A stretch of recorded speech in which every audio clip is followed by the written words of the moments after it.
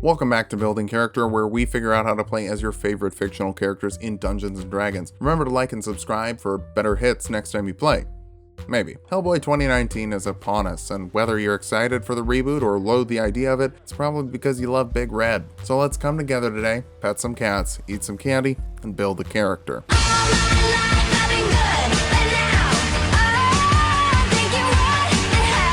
Let's start off with our goals for this build. First, we need a right hand of doom. Next, we'll get a gun or something close to it. Finally, we'll specialize in kicking monster ass with some serious monstrous abilities of our own. So that's when you're using the standard point array from the player's handbook. Roll if you want, I'm not your babysitter. Strength is number 1, the right hand of doom ain't a dexterity weapon. Constitution after that, he gets burned, blasted, shot, and slashed like it's nothing. Dexterity next, the right hand may be strength, but the gun in his left isn't.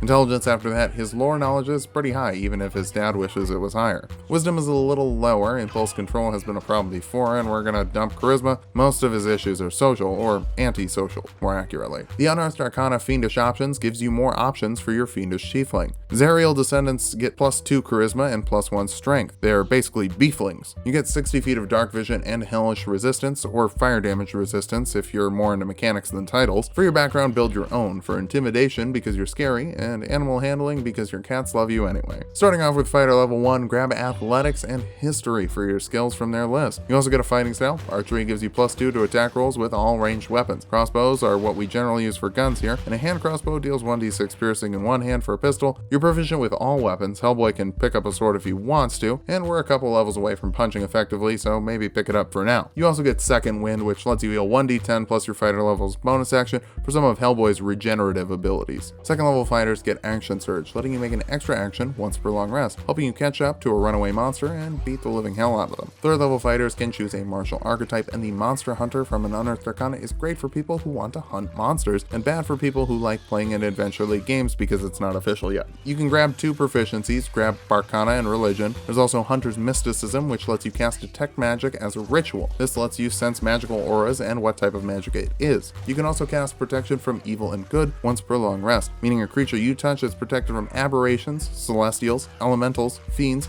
Fae, and undead. Those enemy types have disadvantage on attacks against the creature you're protecting and can't charm or frighten them. Lasts for up to 10 minutes depending on your concentration. The main draw of this subclass is superiority die. These are 4 d8s you can add to an attack roll, an intelligence, wisdom, or charisma save, a perception check or insight check, or a damage roll. With that damage roll, you can also give the target disadvantage on a concentration save for any spell they're trying to focus on. If all this wasn't enough, your infernal background also lets you use Searing Smite at the 2nd level once per day. That's a bonus action, and it pumps 2d6 fire damage into your next attack and sets the person you hit on fire, forcing them to roll a constitution save of 8 plus your proficiency bonus and your charisma modifier, or they take 1d6 fire damage at the start of each of their turns. This ends if they make the save or you lose concentration, but can last for up to a minute. 4th level fighters can take a feat. The Tavern Brawler feat lets you take +1 strength or constitution, go for strength. It also lets you make unarmed attacks or attacks with improvised weapons with proficiency, and they do a minimum of 1d4 damage. After making an attack like this, you can also grapple the target as a bonus action. Now, 1d4 isn't exactly right hand of doom material. Maybe ask your DM if it could be a little higher, considering you took a feat and could wield a normal weapon that deals 1d12 as a fighter. If they're not into that, tie a bunch of rocks to your arm, call it an improvised weapon, and ask how much damage that does. Not in real life, in the game. 5th level fighters get an extra attack, and 5th level Zariel Tieflings can cast Branding Smite, letting you add 2d6 radiant damage to a melee attack as a bonus action, and it affixes a light to a creature you hit, making it impossible for them to become invisible. 6th level fighters can grab another feat. The Crossbow Expert feat will help you shoot and boot in the same round. You can shoot within 5 feet without disadvantage for some point-blank carnage, and ignore reloading requirements, freeing up your bonus action for a shot with a hand crossbow you can make after a melee attack on the same turn. Cross over to Barbarian now. It'll give us unarmored defenses for our thicker devil skin. This makes your AC 10 plus your dexterity and constitution modifiers while you're not wearing armor. You can also rage if you're not wearing heavy armor, adding 2 damage to strength-based attacks and giving advantage on strength checks and saves, as well as resistance to bludgeoning, piercing, and slashing damage. Throw a little extra weight on your punches and take a couple of extra hits. You're a tough guy. Second level barbarians get reckless attack, letting you make your attacks with advantage, but your enemies get advantage to hit you next round. The big hand is great, but it's not terribly well balanced. You also get danger sense, giving you advantage on dex saves against spells or traps that you can see.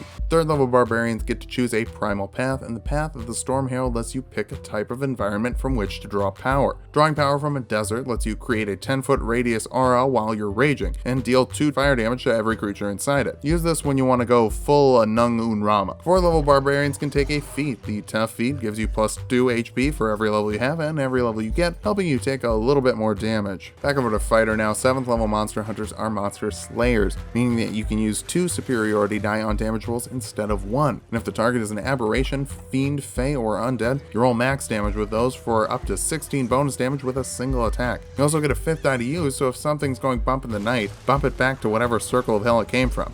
8th level fighters get an ability score improvement. Round up your strength and dexterity for better attack rolls and higher AC respectively. 9th level fighters get indomitable, letting you re-roll a failed save once per day. Big Red is durable as hell, so thicken up your skin and keep yourself alive.